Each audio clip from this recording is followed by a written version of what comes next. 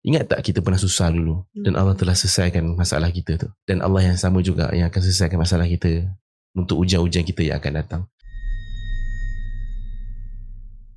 Dalam ayat ke-57, apa kata Allah? Dan sesungguhnya pahala di hari akhirat lebih baik bagi orang-orang beriman serta mereka pula sentiasa bertakwa. Besar mana pun nikmat Allah bagi kat dunia, ketahuilah lagi besar yang Allah akan bagi juga yang menanti kita nanti dekat hari akhirat. Sebab sini bukan tempat kita. Ini bukan tempat tinggal kita. Dan menariknya kat dunia ni, semuanya sifatnya sementara.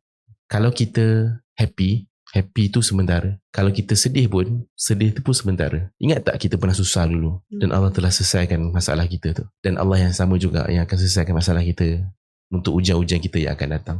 Ujian takkan pernah berhenti sampai kita mati. Cuma macam mana nak kuatkan hati kita? Hanya orang yang bertakwa saja yang akan kuat hati untuk lalui ujian. Apa maksud orang takwa? Apa tu takwa? Takwa tu adalah orang yang ada kesedaran dia ada Tuhan yang akan sentiasa jaga dia, yang akan sentiasa melindungi dia, yang tak akan pernah tinggalkan dia. Sebab tu tak ada keraguan, tak ada ketakutan bagi orang-orang bertakwa. Dan inilah untungnya jadi orang baik.